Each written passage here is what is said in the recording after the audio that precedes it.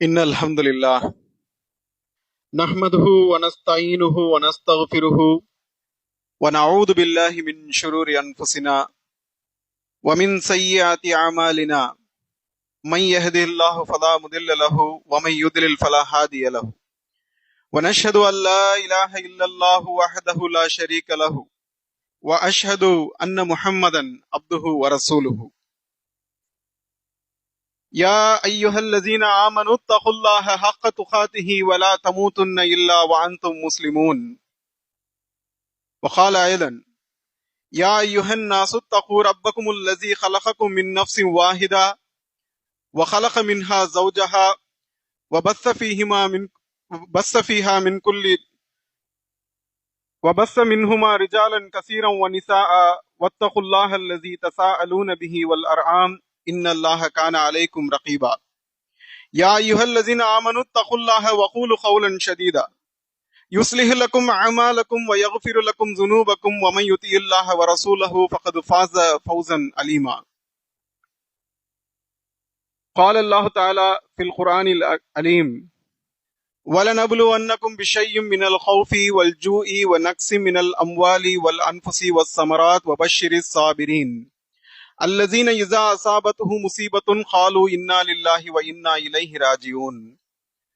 அன்பிற்கும் பாசத்திற்கும் உரிய எனதருமை அல்லாஹ்வினுடைய நல்லடியார்களே, பெரியோர்களே, சகோதரர்களே, நம் அனைவரின் மீதும் அல்லாஹ்வினுடைய அன்பும் அருளும் கருணையும் பாவ மன்னிப்பும் என்றென்றும் நின்றுள்ளவட்டுமாக. அஸ்ஸலாமு அலைக்கும் வரஹ்மத்துல்லாஹி வபரகாத்துஹு. இன்ஷா அல்லாஹ் இன்றைய ஜும்மாவுடைய உரையிலே மனித குலத்திற்கு மிகவும் தேவையான ஒரு முக்கியமான ஒரு நற்பண்பை குறித்து நாம் பார்க்கவிருக்கின்றோம். பொறுமை என்று சொல்லக்கூடிய நற்பண்புகளின் தாய் என்று சொல்லலாம்.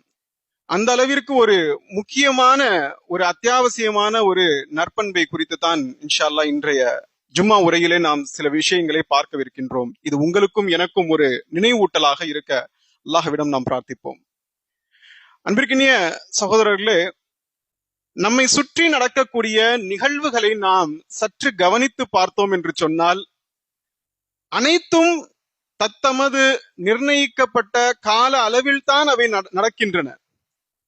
அவற்றிற்கு எந்த கால நிர்ணயிக்கப்பட்டிருக்கிறதோ அதை முந்தவும் செய்யாது, பிந்தவும் செய்யாது. ஒரு தாய் கருவுற்று குழந்தையை ஈன்றெடுக்க வேண்டும் என்று சொன்னால் 9 மாதங்கள் 10 மாதங்கள் நிறைவு அடைய வேண்டும். நாம் அவசரப்படுகிறோம், பொறுமை இழக்கிறோம் என்பதற்காக சில மாதங்களிலேயே குழந்தையை ஈன்று கொள்ள வேண்டும் என்று சொன்னால் அதை நாம் என்னவென்று சொல்வோம்? குறையுள்ள ஒரு பிரசவம் என்று சொல்லுவோம். சூரியன் உதிக்க வேண்டும் என்று சொன்னால் அதற்கு ஒரு கால நிர்ணயம் இருக்கிறது. நாம் அவசரப்படுகிறோம் என்பதற்காக அரை மணி நேரத்திற்கு ஒரு தடவை சூரியனை மறையச் செய்து மீண்டும் உதிக்க செய்ய முடியுமா என்று சொன்னால் முடியாது. ஒரு பயிர் வளர வேண்டும், ஒரு மரமாக அது முளைக்க வேண்டும் என்று சொன்னால் அறுவடை செய்வதற்கு என்று அதற்கு என்று ஒரு கால நிர்ணயம் இருக்கிறது. அது அந்த கால நிர்ணயம் வரும் பொழுதுதான் அந்த பயிரை நம்மால் அறுவடை செய்ய முடியும். விதை போட்டவுடன் உடனடியாக அது மரமாக வளர்ந்து விட வேண்டும் என்று நினைத்தால் அது ஆகிவிடாது. இவையெல்லாம் நமக்கு உணர்த்தக்கூடிய படிப்பினை என்ன? உலகமே பொறுமையுடன் தான் இயங்குகிறது. இவற்றிலிருந்து நீ படிப்பினையை பெற்றுக்கொள், இவற்றிலிருந்து நீயும் படைப்பினையினை பெற்றுக்கொள். இந்த பண்பு, இந்த பொறுமை என்கின்ற பண்பு ஏதோ ஒரு மனிதர்களுக்கான பண்பு அல்ல, இது பேரண்டத்தினுடைய ஒரு பண்பு என்பதைத்தான் இவை நமக்கு உணர்த்துகின்றன. பொறுமை என்பது சகோதரர்களே, மனித வாழ்வினுடைய எல்லா நிலைகளிலும் பொறுமை தேவை. அல்லாஹ்வை தொடர்ந்து வணங்குவதற்கும் பொறுமை தேவை. நன்மையான காரியங்களை தொடர்ந்து செய்ய வேண்டும் என்று சொன்னாலும் பொறுமை தேவை. தீமையிலிருந்து நாம் விலகி இருக்க வேண்டும் என்று சொன்னாலும் பொறுமை தேவை. மனதை கட்டுப்படுத்துவதற்கு பொறுமை தேவை. வாழ்வில் உயரவும் முன்னேற்றம் அடையவும் பொறுமை தேவை என்பதை நாம் உணர்ந்து கொள்ள வேண்டும். பொறுமை என்பது ஏதோ சில சோதனைகள் நமக்கு வரும் பொழுது பொறுமையோடு இருக்க வேண்டும், புலம்பக்கூடாது என்பது மாத்திரம் அல்ல. பாவங்களில் இருந்து நம்மை நாம் விலக்கிக் கொள்வதற்கும் பொறுமை வேண்டும். அல்லாஹ் வாக்களித்திருக்கக்கூடிய வெகுமதி இன்ஷா அல்லாஹ் எனக்கு கிடைக்கும் என்கின்ற நம்பிக்கையோடு ஒருவன் பாவம் செய்வதிலிருந்து தன்னை தற்காத்துக் கொள்கின்றான் என்று சொன்னால் அதற்கு அவனுக்கு துணை புரியக்கூடிய நற்பண்பு அந்த பொறுமை தான். எனவே தான் அன்பிற்கினிய சகோதரர்களே, பொறுமை இல்லாத மனிதன் அழிவான். பொறுமை இல்லாத மனிதன் அழிவான்.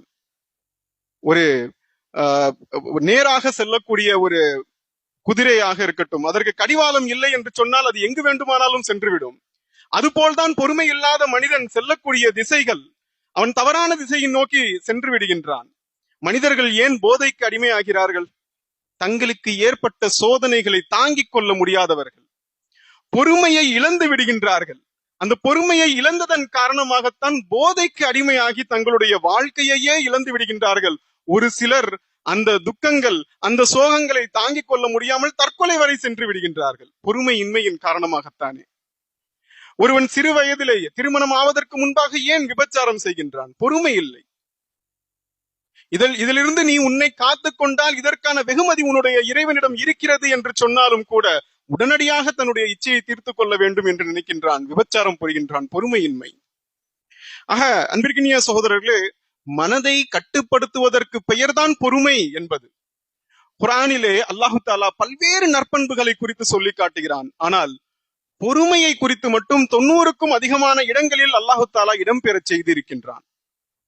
பொறுமை உடையவர்களுக்கு அன்பிற்கினிய சகோதரர்களே 3 விதமான வெகுமதிகள் உண்டு. நாம் நம்மோடு யாரெல்லாம் இருக்க வேண்டும் என்று நினைப்போம்? நமக்கு மிகவும் விருப்பமானவர்கள் நம்மோடு இருக்க வேண்டும், நம்முடைய நண்பர்கள் நம்மோடு இருக்க வேண்டும், நம்முடைய குடும்பத்தார் நம்மோடு இருக்க வேண்டும் என்று நினைப்போம். ஆனால் எல்லாவற்றையும் விட சிறந்தது அல்லாஹ் நம்மோடு இருந்தால் எப்படி இருக்கும்? அல்லாஹ்வே நம்மோடு இருக்கின்றான் என்று சொன்னால் அது எவ்வளவு பெரிய ஒரு வெகுமதி இல்லையா? அல்லாஹு தாலா திருமறையிலே குறிப்பிடுகின்றான், இன்னல்லாஹ மஅஸ் சாபிரீன், நான் சாபிரீன்களோடு, பொறுமையாளர்களோடு இருக்கின்றேன் என்று குறிப்பிட்டு காட்டுகின்றான். பொறுமையாளர்களுக்கு கிடைக்கக்கூடிய முதலாவது வெகுமதி. இரண்டாவது வெகுமதி என்ன தெரியுமா? எந்த ஒரு நற்காரியத்தை செய்தாலும் இது இறைவனுக்காக என்று இக்லாஸோடு நாம் செய்யக்கூடிய நற்காரியங்கள் அனைத்திற்கும் 1ற்கு 10 மடங்கு நன்மை கிடைக்கும். தான தர்மங்களுக்கு 700 மடங்கு வரை நன்மை கிடைக்கும். ஆனால் பொறுமையாளர்களுக்கு கிடைக்கக்கூடிய வெகுமதி என்ன தெரியுமா? பிகைரி ஹிசாப், அவர்களுக்கு கணக்கின்றி கூலி வழங்கப்படும் என்று அல்லாஹு தாலா குறிப்பிட்டு காட்டுவதை நாம் பார்க்கின்றோம். இது பொறுமையாளர்களுக்கு கிடைக்கக்கூடிய இரண்டாவது வெகுமதி. மூன்றாவது வெகுமதி என்ன தெரியுமா? அல்லாஹ் விரும்பக்கூடியவர்களாக அவர்கள் மாறிவிடுகின்றார்கள். பொறுமைசாலிகள், பொறுமை என்கின்ற பண்பு இருக்கக்கூடியவர்கள், வல்லாஹு யுஹிப்பு சாபிரீன் என்று அல்லாஹ் குறிப்பிட்டு காட்டுகின்றான். அல்லாஹ் பொறுமையாளர்களை நேசிக்கின்றான் என்பதாக அல்லாஹ் குறிப்பிட்டு காட்டுகின்றான். 3 வெகுமதிகள். 3 வெகுமதிகள். இவ்வளவு சிறந்த வெகுமதிகள் இருக்கிறது என்று சொன்னால் அது என்ன அந்த பண்பு? அதனை குறித்து நாம் தெரிந்து கொள்ள வேண்டாமா? அது நம்முடைய வாழ்க்கையில் நடைமுறைப்படுத்த வேண்டாமா? சில விஷயங்கள், சில எடுத்துக்காட்டுகளின் மூலமாக அன்பிற்கினிய சகோதரர்களே, நான் பொறுமையை குறித்து உங்களுக்கு நான் விளக்க விரும்புகின்றேன். நபி நூஹ் அலைஹிஸ்ஸலாம் அவர்களுடைய வாழ்க்கை நமக்கெல்லாம் தெரியும். 950 ஆண்டுகள், 950 இயர்ஸ் அழைப்பு பணி, தாவா செய்வதிலேயே தன்னுடைய வாழ்க்கையை கழித்தார்கள். சொற்பமான மனிதர்கள் மட்டுமே அவர்களை ஏற்றுக்கொண்டார்கள். இதெல்லாம் நமக்கு தெரியும்.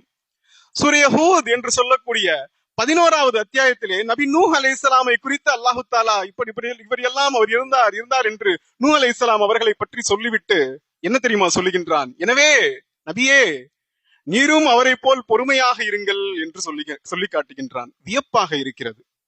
950 ஆண்டுகளினுடைய அந்த வாழ்க்கையினுடைய சுருக்கம் பொறுமையாக இருங்கள் என்பதுதானா? இறைவன் கற்றுத்தருகிறான், பொறுமையாக இருங்கள், இதற்கான கூலி இறைவனிடம் நீங்கள் எதிர்பாருங்கள், பொறுமையாக இருங்கள். அழகிய பொறுமை. அல்லாஹு தாலா குர்ஆன்ல ஒரு இடத்துல சொல்லும் பொழுது ஃபஸ்பிர் சப்ரன் ஜமீலா, அழகிய பொறுமையை நீங்கள் மேற்கொள்ளுங்கள் என்று கூறுகின்றான். பொறுமையில அழகான பொறுமை, அழகில்லாத பொறுமை என்று இருக்கிறதா? குர்ஆன்ல அல்லாஹு தாலா அழகான பொறுமை என்று சொல்கின்றான். அழகான பொறுமை என்று சொன்னால் என்ன? சோதனைகள், வேதனைகள் ஏற்படும் பொழுது அதற்காக வேண்டி அழுது புலம்பி தீர்த்து விடாமல், விரக்தி அடைந்து விடாமல், இது எல்லாம் என்னுடைய இறைவனிடம் இருந்து, இறைவனுடைய புறத்திலிருந்து எனக்கு வந்தது, அதனை இறைவனே பெற்றுக்கொண்டான் என்கின்ற உள்ளத்தில் அந்த எண்ணத்தை ஏற்படுத்தி கொண்டு அதனை மென்று மிளங்குகின்றோமே, நமக்கு வந்த துக்கத்தையும் சோகத்தையும் தாண்டி செல்கின்றோமே, கடந்து செல்கின்றோமே, இது இறைவனுக்காக, இறைவன் எனக்கு செய்கின்ற சோதனை தான் என்பதை புரிந்து கொண்டு ஒரு மனிதன் இருக்கின்றாரே, அதுதான் அழகிய பொறுமை. பொறுமைக்கு அன்பிற்கினிய சகோதரர்களே, இஸ்லாமிய வரலாற்றிலே பல்வேறு உதாரணங்களை நம்மால் பார்க்க முடியும். ஆனால் குர்ஆனிலேயே அல்லாஹு தாலா பொறுமைக்கு உதாரணமாக ஒரு தூதரை சொல்லுகின்றான் என்று சொன்னால் நபி அய்யூப் அலைஹிஸ்ஸலாம் அவர்கள். நிறைய உரைகள்ல நம்ம கேள்விப்பட்டிருப்போம். பொறுமை என்று சொன்னாலே நபி அய்யூப் அலைஹிஸ்ஸலாம் அவர்களை குறித்து பேசாமல் இருக்க முடியாது. நபி அய்யூப் அலைஹிஸ்ஸலாம் அவர்களை குறித்து அல்லாஹு தாலாவே குர்ஆன்ல பல்வேறு விஷயங்களை சொல்லி காட்டுகின்றான். நிறைய பிள்ளைகள், கிட்டத்தட்ட 14 பிள்ளைகள் அவருக்கு. பெரும் செல்வந்தராக இருக்கின்றார், நல்ல உடல் நலம் உடையவராக இருக்கின்றார், ஊர் மக்களிடம் நல்ல செல்வாக்கு உடைய நேசத்திற்கு உரிய ஒரு மனிதராக நபி அய்யூப் அவர்கள் இருக்கின்றார். ஆனால் ஒரு காலகட்டம் வருகின்றது, அவருடைய கண் முன்பாகவே ஒவ்வொரு பிள்ளையாக இறக்கத் தொடங்கி விடுகின்றார்கள். ஒரு மனிதனுக்கு வேதனையிலேயே சோதனையிலேயே மிகப்பெரிய சோதனை எது தெரியுமா? தான் பெற்றெடுத்த குழந்தைகளுடைய மௌத்தை தன் கண் முன்னாலேயே பார்ப்பதுதான், இல்லையா? நபி அய்யூப் அலைஹிஸ்ஸலாம் அவர்களுடைய பிள்ளைகள் ஒவ்வொருவராக இறப்பதை அவரே பார்த்தார். ஒரு காலகட்டத்தில் அவருக்கு ஒரு காய்ச்சல் ஏற்படுகிறது, நகர முடியவில்லை. அந்த அளவிற்கு காய்ச்சலினுடைய வீரியம் மிகவும் அதிகமாக ஆகிவிடுகின்றது. ஊர் மக்கள் எல்லாம் அவரிடம் இருந்து விலக ஆரம்பித்து விடுகின்றார்கள். அவருடைய மனைவி மாத்திரம்தான் அவரோடு இருக்கின்றார். தன்னிடம் இருக்கக்கூடிய செல்வங்கள் எல்லாம் கொஞ்சம் கொஞ்சமாக தீர்ந்து விடுகிறது. எந்த அளவிற்கு என்று சொன்னால், நபியினுடைய மனைவி கூலி வேலைக்கு செல்ல வேண்டிய ஒரு நிர்பந்தத்திற்கு ஆளாகின்றார்கள்.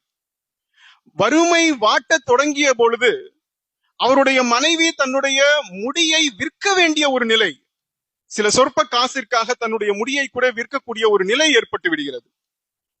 நபி அய்யூப் அலைஹிஸ்ஸலாம் அவர்களிடம் அவருடைய மனைவியார் கேட்கின்றார், இறைவனிடம் நீங்கள் நிவாரணத்திற்காக வேண்டி பிரார்த்திக்க கூடாதா என்று கேட்கின்றார்.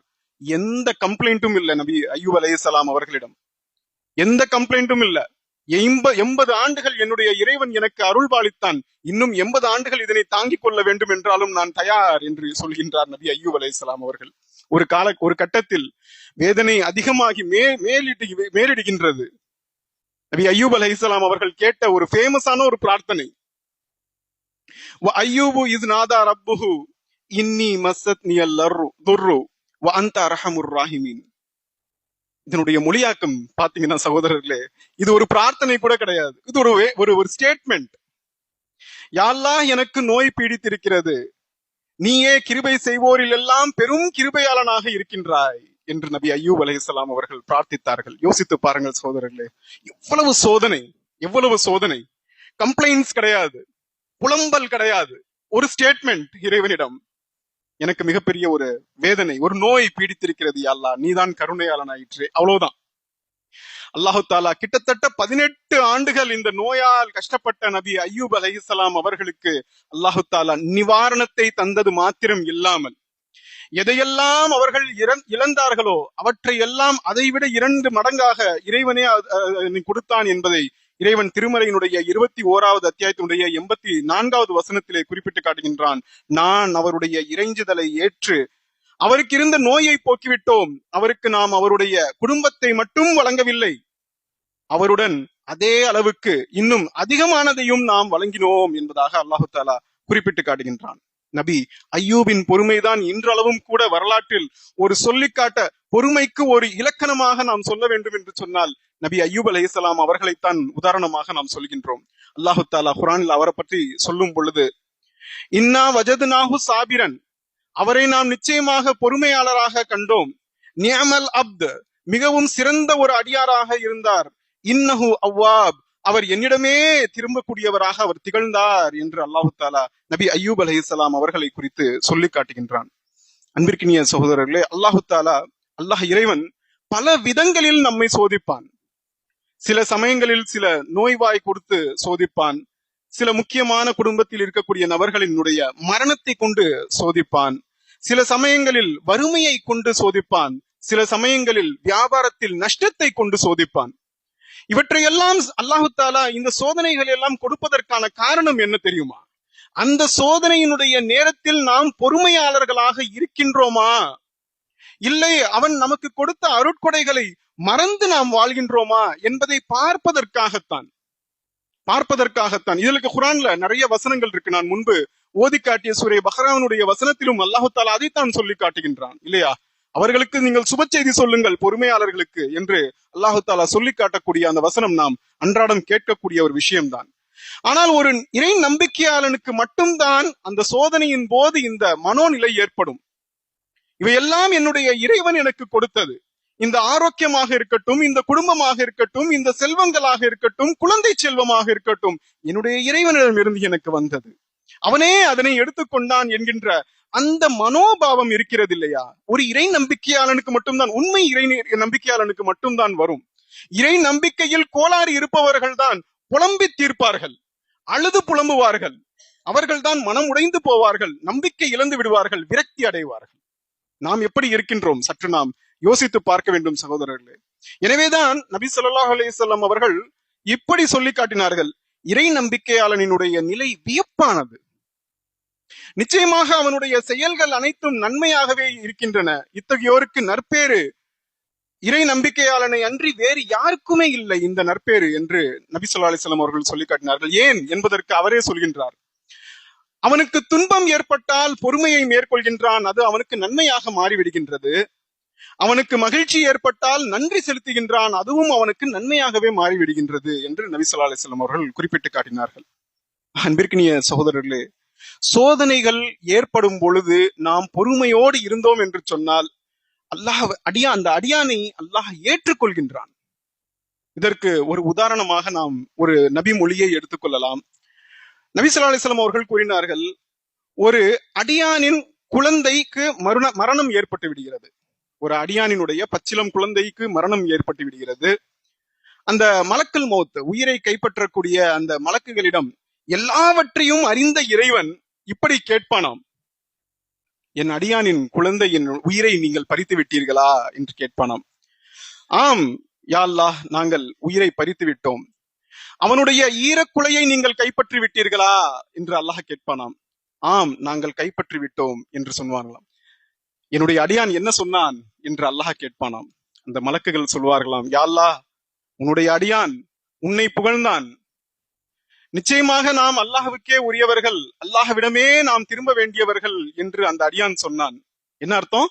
இன்னா லில்லாஹி வ இன்னா இலைஹி ராஜிஊன் என்று அந்த அடியான் சொன்னான் என்று சொன்ன மாத்திரத்திலேயே அல்லாஹு தாலா சொல்லுவானாம், சுவனத்தில் எனது அடியானுக்காக ஒரு அழகிய மாளிகையை கட்டுங்கள், புகழுக்குரிய மாளிகை என்று அதற்கு பெயரிடுங்கள் என்று அல்லாஹு தாலா சொல்லுவானாம்.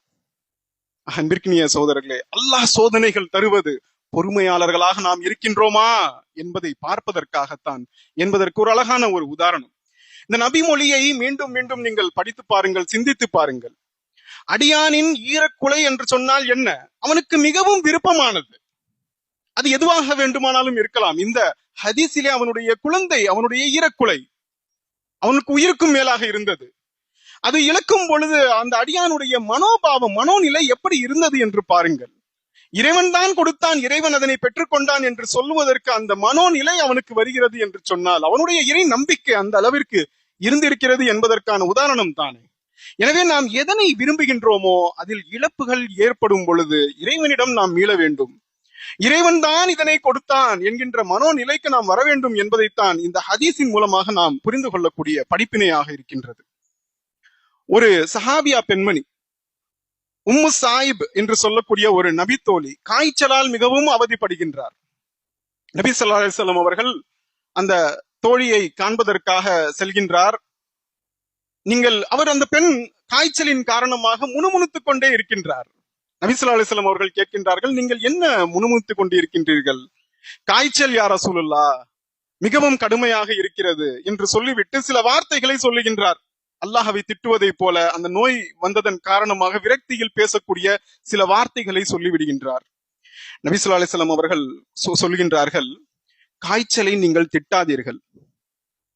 இரும்பில் இருக்கும் துரும்பை நெருப்பு அகற்றுவதை போன்று ஆதம் நபியின் சந்ததியினர் செய்த தவறுகளை இதன் மூலம் அல்லாஹ் மன்னிக்கின்றான் என்று நபி ஸல்லல்லாஹு அலைஹி வஸல்லம் அவர்கள் சொல்லி காட்டினார்கள். அன்பிற்கினிய சகோதரர்களே, நன்றாக புரிந்து கொள்ளுங்கள். இரக்கமற்றவன் அல்ல இறைவன், அவன் அர்ஹமுர் ராஹிமீன், பிஸ்மில்லாஹிர் ரஹ்மானிர் ரஹீம் என்று நாம் அடிக்கடி சொல்கின்றோமே, அவன் ரஹ்மானாக இருக்கின்றான், ரஹீமாக இருக்கின்றான், கருணையாளனாக இருக்கின்றான். இரக்கமற்றவன் அல்ல இறைவன். அவன் சோதனைகள் தருவதே, அவன் நோய் தருவதே நம்மிடம் இருக்கக்கூடிய சில பாவங்களை, சில தவறுகளை களைவதற்காகத்தான். நாம் இறைவனை மறந்து இருக்கின்றோம் என்று சொன்னால் நாம் மீண்டும் இறைவனின் பக்கம் மீண்டு வர வேண்டும் என்பதற்காக வேண்டிதான். நாம் இன்னும் நன்மைகளை அதிகமாக செய்ய வேண்டும் என்பதற்காகத்தான், மரணத்தை நாம் நினைத்து பார்க்க வேண்டும் என்பதற்காகத்தான் நோய்களை தருகின்றான். ஒரு இறை நம்பிக்கையாளன் அதையும் பாசிட்டிவான முறையில் இப்படித்தான் சிந்தித்து பார்க்க வேண்டும்.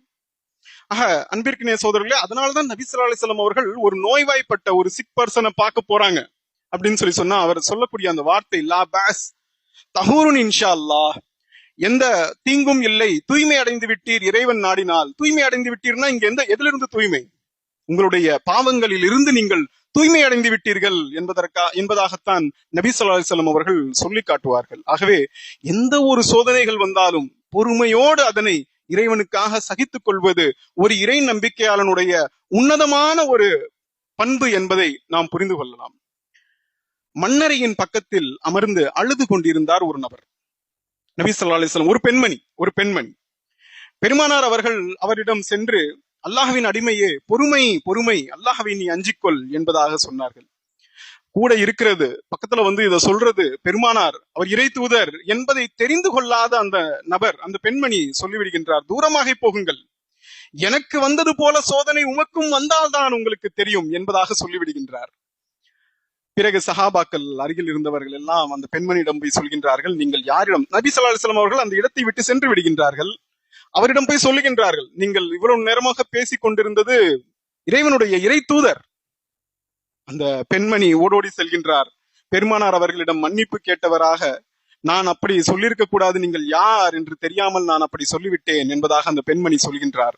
நபி ஸல்லல்லாஹு அலைஹி வஸல்லம் அவர்கள் சொல்லி காட்டுகிறார்கள், துன்பத்தின் தொடக்கத்தில் தான் பொறுமையை கையாள வேண்டும் என்பதாக சொல்லி காட்டுகிறார்கள். துன்பத்தின் தொடக்கத்தில் தான் அதனை நாம் கையாள வேண்டும், அதனை முறையாக நாம் கையாள வேண்டும் என்பதாக நபி ஸல்லல்லாஹு அலைஹி வஸல்லம் அவர்கள் சொல்லி காட்டுகிறார்கள். அன்பிற்கினிய சகோதரர்களே, நாம் பெரும்பாலும் பொறுமையை இழக்கக்கூடிய இடம் எது? பிறர் நம்மை ஏதாவது ஒரு விஷயத்தை சொல்லிவிட்டால், நம்முடைய மனதை புண்படும்படி அவர்கள் பேசிவிட்டாலோ செய்துவிட்டாலோ உடனடியாக நாம் நம்முடைய பொறுமையை இழந்து விடுகின்றோம் இல்லையா?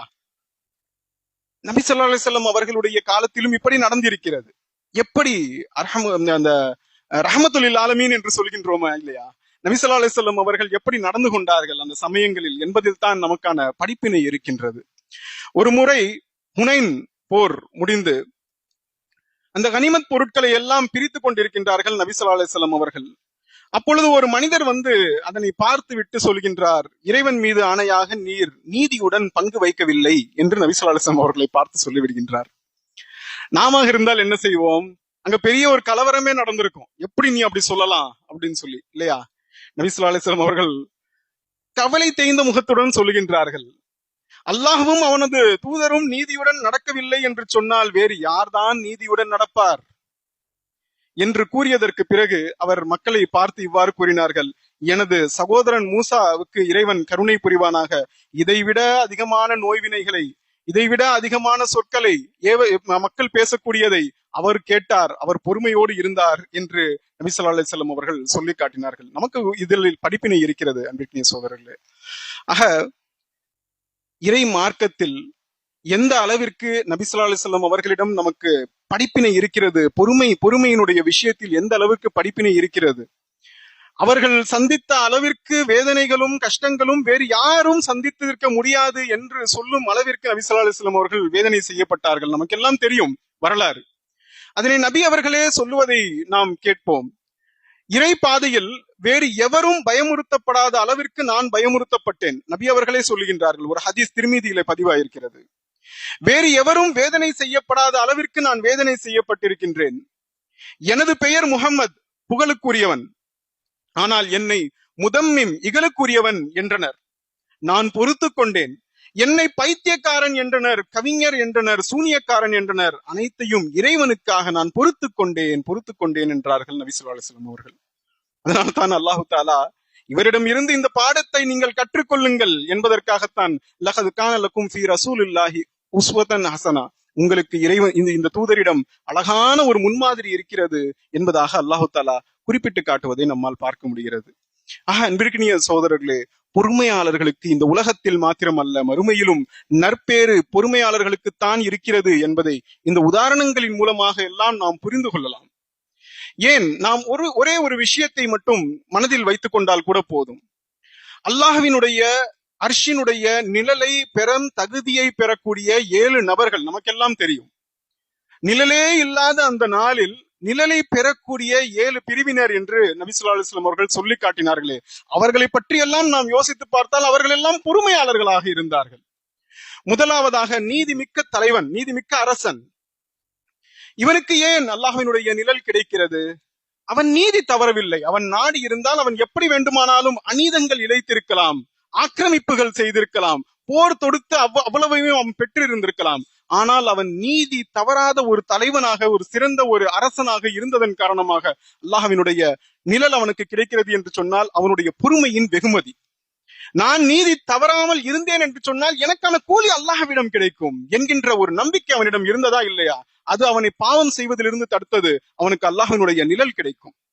இறை வழிபாட்டில் வளர்ந்த வாலிபன் அல்லாஹ்வினுடைய நிழலை பெறுவான் என்று சொன்னால், எவ்வளவோ வழி தவறக்கூடிய பாதைகள் இருந்தும் கூட அல்லாஹ்விற்காக வேண்டி அவற்றை எல்லாம் தேர்ந்தெடுக்காமல் இறை பாதையை தேர்ந்தெடுத்ததன் காரணமாக அல்லாஹ்வினுடைய நிழல் கிடைக்கிறது என்று சொன்னால் பொறுமையின் வெகுமதி. வலதுகை கொடுத்த தர்மம் இடதுகைக்கு கொடுக்காமல் மறைத்தவர் அல்லாஹ்வினுடைய நிழலை பெறுவார் என்று சொன்னால், தனக்கு வள்ளல் என்கின்ற பெயரோ, தான் செய்தது உபயம் இவர் என்று சொல்வது விரும்பாத அந்த நபர் அல்லாஹ்விடம் மட்டுமே கூலியை எதிர்பார்த்தார் என்று சொன்னால் பொறுமையின் விளைவு அவருக்கு கிடைக்கக்கூடிய வெகுமதி அது. இறைவனுடைய நேசம் கொண்ட இருவர் எவ்வளவோ விஷயங்களில் சண்டைகள், சச்சரவுகள், மனக்கசப்புகள் ஏற்பட்டாலும் இறைவனுக்காகவே நேசம் கொண்டார்களே இல்லையா? இறைவன் இதை பொருந்திக் கொள்வான் என்பதற்காக பொறுமை காத்தார்களே, அந்த பொறுமையாளர்களுக்கு கிடைக்கக்கூடிய வெகுமதி. 5வது பிரிவு இறையச்சால் தனிமையில் அழுதவர். ஏன் இறையச்சத்தால் தனிமையில் அழுதார்? அல்லாஹ் இதனை கேட்டுக்கொண்டிருக்கின்றான். நான் கேட்கக்கூடிய பிரார்த்தனைகளை அல்லாஹ் ஏற்பான். மக்கள் என்னை புரிந்து கொள்ளவில்லை என்று சொன்னாலும் அல்லாஹ்விடம் நான் முறையிடுவேன். அவன் இதனை கேட்டுக்கொண்டிருக்கின்றான், இதற்கான தீர்வை அவன் தருவான் என்கின்ற பொறுமை, என்கின்ற மனோநிலை அவனுக்கு அல்லாஹ்வினுடைய நிழல் கிடைக்கும். பள்ளிவாசலோடு தொடர்பு கொண்ட இதயம் கொண்டவர்கள் எங்கு சென்றாலும் தொழுகையை விடாதவர்கள், அல்லாஹ் விட்ட கட்டளைகளை முழுமையாக நிறைவேற்ற வேண்டும், அந்தந்த நேரத்தில் அதனை நிறைவேற்ற வேண்டும், அதை நிறைவேற்றினால் அல்லாஹ்விடம் எனக்கு கூலி கிடைக்கும் என்று பொறுமை காத்தார்களே, அந்த பொறுமையாளர்களுக்கு கிடைக்கக்கூடிய வெகுமதி. 7வது பிரிவு அழகான பெண் ஒருத்தி தவறான செயலுக்காக அழைத்த போது அல்லாஹ்வை நான் அஞ்சுகின்றேன் என்று தவிர்த்து கொண்டாரே, அவருக்கு அல்லாஹ்வுடைய வெகுமதி. பாவத்தில் இருந்து தன்னை காத்து கொண்டார், பொறுமை காத்தார், இவருக்கு அல்லாஹ்வினுடைய வெகுமதி, இவருக்கு அல்லாஹ்வினுடைய நிழல் கிடைக்கும் என்று நபி ஸல்லல்லாஹு அலைஹி வஸல்லம் அவர்கள் குறிப்பிட்டு காட்டினார்கள். ஆக பொறுமையாளர்களுக்கு உலகத்திலும் அவர்களுக்கு பன்மடங்கு நன்மைகள் இருக்கிறது, மறுமையிலும் இருக்கிறது, மரணத்திற்கு பிறகும் இருக்கிறது என்பதைத்தான் நாம் இதன் மூலமாக நாம் புரிந்து கொள்கின்றோம். அத்தகைய அழகிய பொறுமையை அல்லாஹு தாலா நம் அனைவருக்கும் தந்தருள்வானாக. சோதனைகள் ஏற்படக்கூடிய காலகட்டங்களில் இறைவனை மறக்காத ஒரு உள்ளத்தை, ஒரு மனோநிலையை நம் அனைவருக்கும் அல்லாஹு தாலா தந்தருள்வானாக என்று கூறி என்னுடைய இந்த ஜும்மா உரையினை நிறைவு செய்கின்றேன். பாரக்கல்லாஹு லனா வலக்கும் ஃபில் குர்ஆனில் அலீம் வரஃபஅனா பில் ஆயாத்தி வ ذிக்ரில் ஹக்கீம் இன்னஹு தஆலா ஜவாதுல் கரீம் பர்ருர் ரഊஃபுர் ரஹீம் வ ரப்புன் ஹலீம்.